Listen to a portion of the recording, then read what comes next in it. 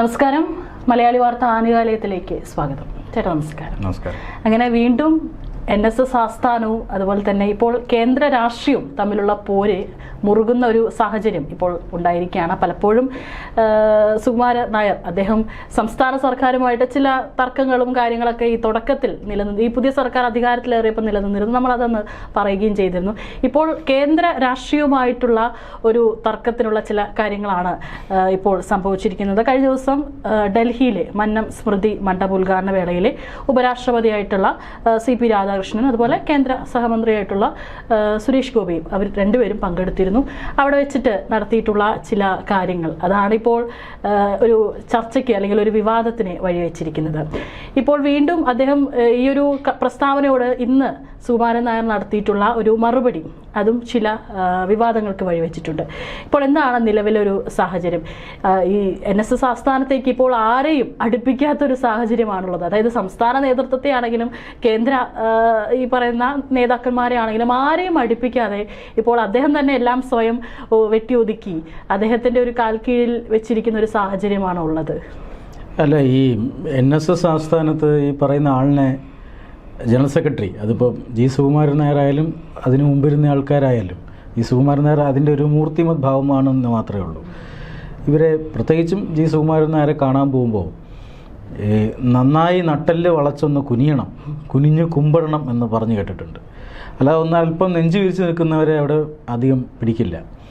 ഈ നന്നായി കുനിഞ്ഞു വണങ്ങുന്നവർക്ക് എല്ലാവിധ സഹായവും കിട്ടും.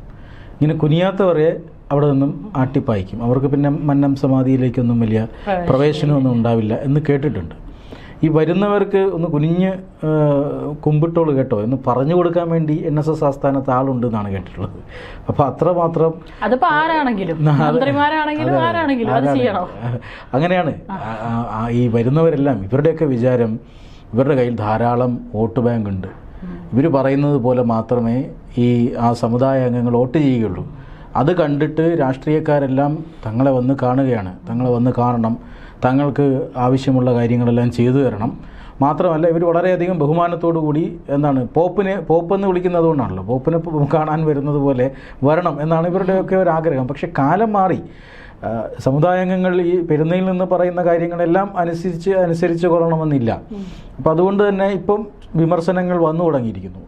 ആ വിമർശനത്തിൻ്റെ ഏറ്റവും ഒടുവിലത്തെ ഉദാഹരണമാണ് ഉപരാഷ്ട്രപതി സ്ഥാനത്തിരിക്കുന്നയാൾ ഇങ്ങനെ ഒരു സംഘടനയെ അങ്ങനെ കണ്ട് ആക്രമിക്കുകയൊന്നുമില്ല, ഇതുപോലെ ആക്രമിക്കുകയൊന്നുമില്ല. പക്ഷെ കഴിഞ്ഞ ദിവസം CP രാധാകൃഷ്ണൻ വാരിയെടുത്ത് അലക്കുകയായിരുന്നു. അതിൻ്റെ കാരണം എന്താണ് CP രാധാകൃഷ്ണൻ പറഞ്ഞത്? നിങ്ങൾ ഈ NSSൻ്റെ മുകൾത്തട്ടിലിരിക്കുന്നവർ എല്ലാമാണ് എന്ന് വിചാരിക്കരുത്. ഇവിടെ ഈ പറയുന്ന കാര്യങ്ങളെല്ലാം ഉണ്ടാക്കി വെച്ചത് സമുദായത്തിൻ്റെ ആചാര്യനായിട്ടുള്ള മന്നത്ത് പത്മനാഭൻ അടക്കമുള്ള ആൾക്കാരാണ്. അപ്പോൾ അതെല്ലാവർക്കും അവകാശപ്പെട്ടതാണ് അദ്ദേഹത്തിൻ്റെ ഓർമ്മകൾ, സ്മൃതി മണ്ഡപമെല്ലാം. എന്തുകൊണ്ടാണ് ദില്ലിയിലൊരു സ്മൃതി മണ്ഡപം വന്നത്? നിരന്തരം ചില ആളുകളെ ഈ സമുദായത്തിനകത്ത് തന്നെയുള്ള സംഘടനയ്ക്കകത്ത് തന്നെയുള്ള ആളുകളെ ഈ NSS ഏതാണ്ട് രണ്ടായി കഴിഞ്ഞു. അതുകൊണ്ട് മറുഭാഗത്തെ ഈ മന്നം സമാധിയിലേക്ക് കടത്തിവിടാതെയും NSS ആസ്ഥാനത്തേക്ക് കടത്തിവിടാതെയും ഒക്കെ പല നീക്കങ്ങൾ നടത്തുന്നുണ്ട്. അതുകൊണ്ടാണ് ഡൽഹിയിലൊരു മന്നം സമാധി വന്നത്. അപ്പോൾ അത് ബദൽ നീക്കമാണ് എന്ന് ഇന്നലെ സുരേഷ് ഗോപി തന്നെ പറഞ്ഞു. അപ്പോൾ ഒന്നും അല്ല എന്ന് ഒരു സംഘടനയുടെ നേതൃത്വത്തെ നോക്കി ഉപരാഷ്ട്രപതി പറയണമെങ്കിൽ ആ സംഘടന എത്രമാത്രം മോശമായിരിക്കണം, ആ സംഘടനാ നേതൃത്വം. ഈ പറയുന്ന ഉപരാഷ്ട്രപതിയെ മന്നം സ്മൃതി മണ്ഡപത്തിലേക്ക് കയറ്റാതെ ഇറക്കി വിട്ടവരാണ്. മന്നം സ്മൃതി മണ്ഡപത്തിൽ പുഷ്പാർച്ചന നടത്താൻ അനുമതി നിഷേധിച്ചവരാണ് ഇവർ. അതായത് ഈ ഒരു ഉപരാഷ്ട്രപതിയല്ലേ വരുന്നത്. മന്നത്ത് പത്മനാഭൻ എന്ന് പറഞ്ഞാൽ അദ്ദേഹം കേരളത്തിൻ്റെ നവോത്ഥാന നായകന്മാരിൽ ഒരാളല്ലേ. എല്ലാവരും ഒന്ന് സ്മരിക്കാനും ഒരു പുഷ്പാർച്ചന നടത്താനും ഒക്കെ ആഗ്രഹിക്കുന്ന ആളുകളാണ്.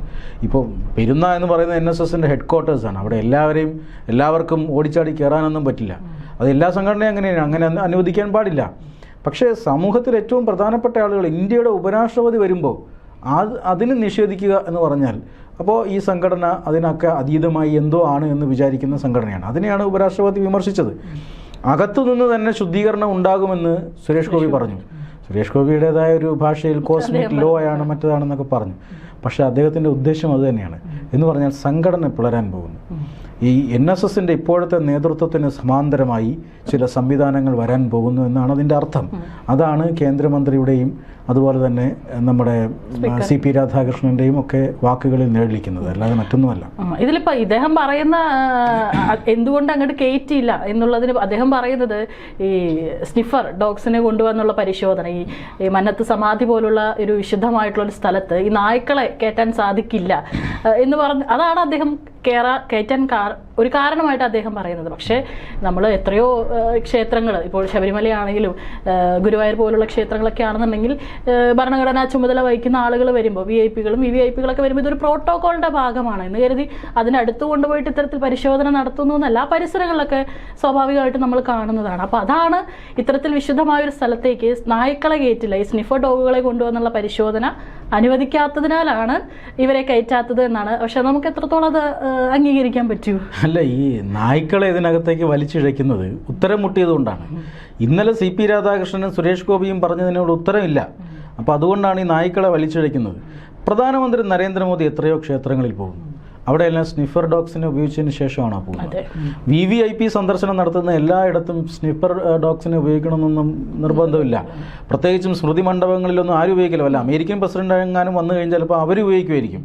ഇപ്പോഴവർക്കും സുരക്ഷ നൽകുന്നത് നമ്മുടെ ഏജൻസികളാണ്. അപ്പോൾ അതുകൊണ്ട് ബോംബ് ഭീഷണികളോ അങ്ങനെയൊക്കെ ഉള്ളപ്പോഴായിരിക്കും. അപ്പോൾ VVIP സന്ദർശനം ഉണ്ടായി എന്ന് പറഞ്ഞാൽ അവിടെ സ്നിഫർ ഡോഗ് നിർബന്ധമാകണമെന്നില്ല.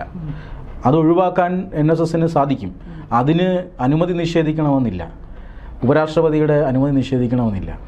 ഇവിടെ BJP NSSനെ ഓങ്ങി വെച്ചിരിക്കുകയാണ്. NSSനല്ല, G. സുകുമാരൻ നായരുടെ നേതൃത്വത്തെ ഓങ്ങി വെച്ചിരിക്കുകയാണ്. കാരണം 2025 CV ആനന്ദബോസിനെ മന്നത്ത് പത്മനാഭൻ സ്മൃതി മണ്ഡപത്തിൽ പുഷ്പാർച്ചന നടത്തുന്നത് നിഷേധിച്ചത്. അദ്ദേഹം അത് വെട്ടി തുറന്ന് തന്നെ പറഞ്ഞു ഇതേ വേദിയിൽ. അതായത് ഈ സ്മൃതി മണ്ഡപം, ദില്ലിയിലെ സ്മൃതി മണ്ഡപത്തിൻ്റെ തറക്കല്ലിടൽ ചടങ്ങിലാണ് അദ്ദേഹം അത് പറഞ്ഞത്. NSSൻ്റെ വേദിയിൽ വന്ന് ഏതാണ്ട് ഈ ഉപരാഷ്ട്രപതി പറഞ്ഞതുപോലെ തന്നെയാണ് അദ്ദേഹവും പറഞ്ഞത്. ഈ ഗേറ്റ് കീപ്പേഴ്സ് വലിയ ആളാവണ്ട എന്നാണ് അദ്ദേഹം പറഞ്ഞത്. ഞാനവിടെ മന്നത്ത് സമാധിയിൽ പുഷ്പാർച്ചന നടത്താൻ പോയപ്പോൾ എനിക്ക് പോലും അനുവാദം കിട്ടിയില്ല. ഗവർണറാണ് അദ്ദേഹം, പിന്നെ ആർക്കാണ് അനുവാദം കിട്ടുക? അപ്പോൾ ഈ ഗേറ്റ് കീപ്പേഴ്സ് സമുദായ അംഗങ്ങളെ വല്ലാതെ ഭരിക്കരുത് എന്ന് അദ്ദേഹം പറഞ്ഞിരുന്നു. എന്ന് പറഞ്ഞാൽ ഒരു ഗവർണർക്ക് അനുമതി നിഷേധിക്കുകയാണ്. രണ്ടാമത് 2026 തൊട്ടടുത്ത വർഷം തന്നെ ഉപരാഷ്ട്രപതിക്ക് അനുമതി നിഷേധിക്കുന്നു, സുരേഷ് ഗോപിക്ക് അനുമതി നിഷേധിക്കുന്നു. അദ്ദേഹം പിന്നെ അരുവിക്കര തെരഞ്ഞെടുപ്പുമായി ബന്ധപ്പെട്ടാണ് പോയതെന്നൊക്കെ പറഞ്ഞ് ഇവർ ഓരോ കാരണം ഉണ്ടാക്കുകയാണ്. അന്ന് തെരഞ്ഞെടുപ്പ്, ഇന്ന് സ്നിഫർ ഡോഗ്സ്, ഇങ്ങനെ പല തരത്തിലുള്ള കാരണങ്ങൾ ഉണ്ടാക്കുകയാണ്. എന്തിനേറെ പറയുന്നു, BJPയുടെ അനിഷേധ്യനായ നേതാവായ LK അദ്വാനിയെ പോലും അവിടെ നിന്ന് ഇറക്കിവിട്ടു. LK അദ്വാനിയുടെ രഥയാത്ര, അയോധ്യയിലേക്കുള്ള രഥയാത്ര, ആ രഥയാത്ര അന്ന് പാർട്ടി, അതായത് BJP വലിയ ഒരു രാഷ്ട്രീയ സ്വാധീനമുള്ള പാർട്ടിയൊന്നുമല്ല. പക്ഷേ LK അദ്വാനിയുടെ രഥയാത്ര ഇന്ത്യ ഒട്ടുക്കും വലിയ രീതിയിൽ സ്വാഗതം ചെയ്യപ്പെട്ടതാണ്. ഈ രഥയാത്രയ്ക്ക് വലിയ സ്വീകരണമാണ് ഇന്ത്യയിൽ പല ഭാഗങ്ങളിൽ നിന്നും, ഗ്രാമങ്ങളിൽ നിന്നും പട്ടണങ്ങളിൽ നിന്നും ഒക്കെ ലഭിച്ചത്. ഇങ്ങനെ ഒരു രഥയാത്രയുമായി LK അദ്വാനി വന്നപ്പോൾ അദ്ദേഹത്തിന് ഇവിടുത്തെ സാമൂഹ്യ നവോത്ഥാന നായകന്മാരിൽ ഒരാളായ മന്നത്ത് പത്മനാഭൻ്റെ സ്മൃതി മണ്ഡപത്തിൽ പുഷ്പാർച്ചന അർപ്പിക്കണം എന്ന് തോന്നുന്നു. അങ്ങനെ അദ്ദേഹം NSS നേതൃത്വത്തോട് അനുവാദം ചോദിക്കുന്നു. അതിനനുമതി നിഷേധിച്ചു. അപ്പോൾ BJPയുടെ ഈ പ്രധാനപ്പെട്ട നേതാക്കന്മാർക്കെല്ലാം ഇത്തരത്തിൽ അനുമതി നിഷേധിച്ചിട്ടുണ്ട്. അതേസമയം കേരളത്തിലെ ഇടതുമുന്നണിയുടെയും വലതുമുന്നണിയുടെയും നേതാക്കന്മാരെല്ലാം കയറിയിറങ്ങുകയാണ്. BJPയുടെയും പല നേതാക്കന്മാരും കയറിയിറങ്ങുന്നുണ്ട്. ഇതിലേറ്റവും പ്രധാനപ്പെട്ട കാര്യം, ഇവർ ഈ നായയുടെ കാര്യം ഉന്നയിക്കുന്നുണ്ടല്ലോ, അങ്ങനെ ഒരു സംഭവം നടന്നിട്ടുണ്ട്. അതെന്നാണ്? PV നരസിംഹറാവു ഈ പറയുന്ന മന്നം സമാധിയിലെത്തിയപ്പോഴാണ്. 1996 PV നരസിംഹറാവു മന്നം സമാധിയിലെത്തിയപ്പോൾ അവിടെ ഈ സുരക്ഷാ ഉദ്യോഗസ്ഥർ, അത് നായയെക്കുറിച്ച് ഞങ്ങൾക്കറിയില്ല, പക്ഷേ സുരക്ഷാ ഉദ്യോഗസ്ഥർ സമാധിയിലേക്ക് ബൂട്ടിട്ട് കയറുകയും അത് വലിയ പ്രശ്നമാവുകയും ഒക്കെ ചെയ്തു. സമുദായ അംഗങ്ങൾക്കിടയിൽ വലിയ എതിർപ്പ് ഉണ്ടാവുകയും ഒക്കെ ചെയ്തു. ഇപ്പോൾ G. സുകുമാരൻ നായർ ഒരു കോൺഗ്രസ് അനുകൂല നിലപാടുള്ള ഒരു വ്യക്തിയാണ്. G. സുകുമാരൻ നായരുടെ കോൺഗ്രസ് നേതാവ് PV നരസിംഹറാവു സന്ദർശിച്ചപ്പോഴാണ് സമാധിയെ ഇൻസൾട്ട് ചെയ്യുന്ന തരത്തിൽ ഷൂ ഇട്ട് സുരക്ഷാ ഉദ്യോഗസ്ഥർ അകത്ത് കയറിയത്. ഇന്ന് കാലം മാറിയിരിക്കുന്നു. ഇന്നൊരു സുരക്ഷാ ഉദ്യോഗസ്ഥനും അങ്ങനെ കയറില്ല. രാഷ്ട്രപതി ശബരിമലയിൽ പടി ചവിട്ടി കയറിപ്പോയയാളാണ്. അന്ന് രാഷ്ട്രപതിയോടൊപ്പം ഈ പറയുന്ന സുരക്ഷാ ഉദ്യോഗസ്ഥരൊക്കെ ഉണ്ടായിരുന്നു. അവിടെ ഒരു നായയും കയറിയില്ല. അപ്പോൾ കാലം മാറിയിട്ടുണ്ട് എന്ന കാര്യം G. സുകുമാരൻ നായർ അറിയുന്നില്ല. അദ്ദേഹം ഇപ്പോഴും ആ നരസിംഹറാവുവിൻ്റെ, അദ്ദേഹത്തിൻ്റെ നേതാവ് വന്ന് ഇവിടെ അപമാനിച്ചിട്ട് പോയ കാലത്ത് തന്നെ നിൽക്കുകയാണ്. അപ്പോൾ അന്ന് അപമാനിച്ചു എന്ന് പറഞ്ഞിട്ട് BJP നേതാക്കൾക്കെതിരെ ഇങ്ങനെ ഒരു നിലപാട് സ്വീകരിക്കുന്നത് എന്ത് എന്ന് BJPക്ക് വലിയൊരു സംശയമുണ്ട്. മാത്രമല്ല തെരഞ്ഞെടുപ്പുകളിലെല്ലാം രാഷ്ട്രീയ നിലപാട് സമദൂരം എന്നൊക്കെ പറയുമെങ്കിലും കഴിഞ്ഞ തെരഞ്ഞെടുപ്പിൽ സുകുമാരൻ നായർ എന്താണ് ചെയ്തത്? കോൺഗ്രസിനെ പോലും, അദ്ദേഹത്തിൻ്റെ പാർട്ടിയായ കോൺഗ്രസിനെ പോലും തള്ളിപ്പറഞ്ഞുകൊണ്ട് UDF ഒരിക്കലും ഇനി അധികാരത്തിൽ വരാൻ പോകുന്നില്ല എന്ന് പറഞ്ഞു. മൂന്നാം പിണറായി വിജയൻ സർക്കാർ വരുന്നു എന്ന് വെട്ടിത്തുറഞ്ഞ് പത്രസമ്മേളനം നടത്തി പറഞ്ഞു. അപ്പോൾ ഇത് ആഗോള അയ്യപ്പ സംഗമം നടത്തിയ LDFനോടൊപ്പം ചേർന്ന് നിന്നുകൊണ്ടാണ് ഈ രാഷ്ട്രീയ കോമാളിത്തരമൊക്കെ പറഞ്ഞത്. ശബരിമലയിൽ ആചാര ലംഘനം ഉണ്ടായപ്പോൾ അന്ന് NSS ചാടിയിറങ്ങുകയും നിയമപോരാട്ടം നടത്തുകയും ചെയ്തു. അതെല്ലാം വഴിയിൽ കളഞ്ഞിട്ട് അന്ന് ആചാര ലംഘനം നടത്തിയ LDFനോടൊപ്പം പോവുകയാണ് G. സുകുമാരൻ നായർ ചെയ്തത്. അപ്പം ഇത് BJP ഇത്തരത്തിലുള്ള നിലപാടുകളെ ഓങ്ങി വെച്ചിട്ടുണ്ട്. BJPക്ക് പാര പണിയുന്നവർ NSSനകത്തുണ്ട്. BJP നേതാക്കളെ ഇത്തരം അപമാനിക്കുന്നവരുമുണ്ട്. ഉപരാഷ്ട്രപതിയെ പോലും ഇറക്കി വിട്ടു. ഉപരാഷ്ട്രപതി BJPയുടെ അനിഷേധ്യനായ നേതാവാണ്. അദ്ദേഹം കേരളത്തിൽ ഏറെക്കാലം പ്രവർത്തിച്ചിട്ടുള്ള ആളാണ്. അതുകൊണ്ട് തന്നെ അദ്ദേഹത്തിന് അടക്കം വലിയ വിഷയമുണ്ടായി. അപ്പോൾ സമാന്തരമായ ഒരു നീക്കം NSSനകത്ത് നടക്കുന്നുണ്ട്. ആ നീക്കം വളരെ നാളായി പലരും ഇങ്ങനെ അഭിപ്രായപ്പെടുന്നുണ്ട്, ഇതിനൊരു ബദൽ സംവിധാനം വേണം. എന്നും ഇങ്ങനെ ഈ NSS നേതൃത്വം ഇങ്ങനെ മാടമ്പിമാരായി ഇരുന്നുകൂടാ. അത് ഈ സമുദായ അംഗങ്ങൾക്ക് തന്നെ ദോഷമാണ്, സംഘടനയ്ക്ക് ദോഷമാണ്. അപ്പം തല പൊക്കിയാൽ അടിച്ചമർത്താൻ ഒരു ബദൽ സംവിധാനം ഇവിടെ വേണമെന്ന് NSSൻ്റെ അംഗങ്ങളും അതുപോലെ തന്നെ NSSൻ്റെ നേതൃസ്ഥാനത്തിരിക്കുന്ന ഒരു വിഭാഗവും ദീർഘകാലമായി ആഗ്രഹിക്കുന്നവരാണ്. അപ്പോൾ അവർ അങ്ങനെയൊരു മൂവ്മെൻറ്റിന് തുടക്കമിട്ടിരിക്കുന്നു എന്ന് വേണം രാഷ്ട്രപതിയുടെയും സുരേഷ് ഗോപിയുടെയും വാക്കുകളിൽ നിന്ന് നമുക്ക് കാണേണ്ടത്. അത് തന്നെയാണ് ഈ ഡൽഹിയിൽ ഇപ്പോൾ ഉണ്ടായിരിക്കുന്ന ഈ ഒരു പുതിയൊരു സമാധി. പറഞ്ഞ പോലെ ഉള്ളിൽ നിൽക്കുന്ന ആളുകൾ തന്നെ ഈ ഒരു മാറ്റം ആഗ്രഹിച്ചിട്ടുണ്ടാവും. തീർച്ചയായിട്ടും ഈ ചുമതലയിലുള്ള ആളുകളൊക്കെ മാറി മാറി വരും. ഈ പറയുന്ന സംഘടനാ ചുമതലയൊക്കെ തന്നെ മാറി മാറി വരും.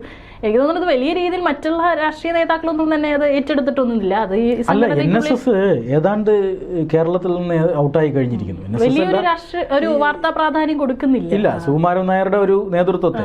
കാരണം തെരഞ്ഞെടുപ്പിന് മുമ്പ് നേരത്തെ പറഞ്ഞല്ലോ, LDFനൊപ്പം ഇവർ പോയി. NSS മാത്രമല്ല SNDPയും പോയി. പക്ഷെ തെരഞ്ഞെടുപ്പ് കഴിഞ്ഞപ്പോൾ SNDP അവിടെ ഒരു ഡാമേജ് കൺട്രോൾ നടത്തി. VD സതീശനെ വ്യക്തിപരമായി ആക്രമിച്ചതാണ് SNDP ജനറൽ സെക്രട്ടറി. പക്ഷേ അദ്ദേഹം അധികാരത്തിൽ വന്നപ്പോൾ അവിടെ ഒരു ഡാമേജ് കൺട്രോൾ ഇവിടെ SNDP നടത്തുന്നു. തുഷാർ വെള്ളാപ്പള്ളി മുഖ്യമന്ത്രിയെ കണ്ടു പ്രശ്നമെല്ലാം സോൾവ് ആക്കി. പക്ഷെ അപ്പോഴും NSS അതിന് ശ്രമിച്ചില്ല. NSS വീണ്ടും മുഖ്യമന്ത്രിയെ കാണാൻ അനുവാദം ചോദിച്ചു. അപ്പോൾ VD സതീശൻ 2 തവണ സുകുമാരൻ നായരെ ഇറക്കി വിട്ടു എന്നാണ് പറയുന്നത്. 2 തവണ അനുവാദം കൊടുത്തില്ല. കരഞ്ഞുകൊണ്ട് പിന്നീട് പറഞ്ഞ് VD സതീശന് ധാർഷ്ട്യമാണ്, അഹങ്കാരമാണ് എന്നൊക്കെ പറയുന്നുണ്ട്. പക്ഷേ ഭരണപക്ഷവുമായി അല്ലെങ്കിൽ സതീശൻ ആട്ടി ഇറക്കിയിരിക്കുന്നു. ഇപ്പോഴും NSSും സതീശനും തമ്മിൽ ഒരു ഇതിലെത്തിയിട്ടില്ല. പിന്നെ ഈ CPMൻ്റെ ഒരു പിന്തുണ, CPMൻ്റെ ഉള്ളതും ഇല്ലാത്തതൊക്കെ ഒപ്പമാണ്. അവർ ഈ രാഷ്ട്രീയ തെരഞ്ഞെടുപ്പ് എടുക്കുമ്പോൾ മാത്രമാണ് NSSനെ തേടി വരുന്നത്. BJP ആണ് ഒരു പരിധിവരെ രാജ്യം ഭരിക്കുന്ന പാർട്ടി എന്ന നിലയിൽ NSSനോടൊപ്പം ഉണ്ടായിരുന്നത്. പക്ഷെ അവരെയും വെറുപ്പിച്ചിരിക്കുന്നു. അവരും ഇപ്പോൾ ബദൽ മാർഗം നോക്കുന്നു. സമ്പൂർണ്ണ പരാജയമായി NSSൻ്റെ ജനറൽ സെക്രട്ടറി മാറിയിരിക്കുന്നു എന്നുള്ളതാണ്. സംഘടന ഇയാളെ പുറത്താക്കണം. ഇല്ലെങ്കിൽ കാരണമെന്ന് വെച്ചാൽ ഈ NSS SNDP ഐക്യമൊക്കെ പ്രഖ്യാപിച്ചു. അദ്ദേഹം വാർത്താ സമ്മേളനം വിളിച്ചിട്ടാണ് ഐക്യത്തിന് സമയമായി എന്ന് ആദ്യം വെള്ളാപ്പള്ളി നടേശൻ പറയുന്നു. അതിനെ പിന്തുണച്ചുകൊണ്ട് NSS ജനറൽ സെക്രട്ടറിയും പറയുന്നു. തൊട്ട് പിന്നാലെ കൂടിയ NSSൻ്റെ ബോർഡ് എന്താണ് തീരുമാനിച്ചത്? അത് വേണ്ട എന്നാണ്. അപ്പോൾ NSSൻ്റെ ബോർഡിന് വിരുദ്ധമായി ഏകപക്ഷീയമായ ഒരു ഏകാധിപതിയെ പോലെ NSSൻ്റെ നിലപാട് പറഞ്ഞയാളാണ് സുകുമാരൻ നായർ. അന്ന് തന്നെ NSSൻ്റെ സുകുമാരൻ നായരുടെ നിലപാടിന് വിരുദ്ധമായി ബോർഡ് തീരുമാനമെടുത്തപ്പോൾ തന്നെ സുകുമാരൻ നായർ രാജിവെക്കേണ്ടതായിരുന്നു. പക്ഷെ അദ്ദേഹം രാജിവെച്ചില്ല എന്നുള്ളതാണ് ഇപ്പോഴത്തെ ഈ പ്രശ്നങ്ങൾക്കൊക്കെ കാരണം. ഒന്നുകിൽ ഇദ്ദേഹം രാജിവെക്കണം, ഇല്ലെങ്കിൽ ഇദ്ദേഹത്തെ പുറത്താക്കണം, അല്ലെങ്കിൽ ഈ നേതൃത്വത്തെ കൊണ്ട് സംഘടനയ്ക്ക് വലിയ ദോഷമുണ്ടാകും എന്ന നിലയിലേക്ക് കേരളത്തിലെ ഈ സമുദായ അംഗങ്ങൾ എത്തിയിരിക്കുന്നു എന്ന കാര്യത്തിൽ തർക്കമൊന്നുമില്ല. ഏതായാലും ഇപ്പോൾ പ്രോട്ടോക്കോളും അതുപോലെ തന്നെ മന്നത്ത് സമാധിയുടെ വിശുദ്ധിയും ഇതാണിപ്പോൾ അങ്ങനെയാണിപ്പോൾ അതിനെ വഴിതിരിച്ച് വിടുന്നത്. തീർച്ചയായിട്ടും നമ്മുടെ സഹമന്ത്രി സുരേഷ് ഗോപി പറഞ്ഞതുപോലെ ഒരു ശുദ്ധീകലശം, ഒരു സ്വയം ശുദ്ധീകലശം പെരുന്നയിൽ സംഭവിക്കുമോ എന്നുള്ളത് നമുക്ക് കാത്തിരുന്ന് തന്നെ കാണാം.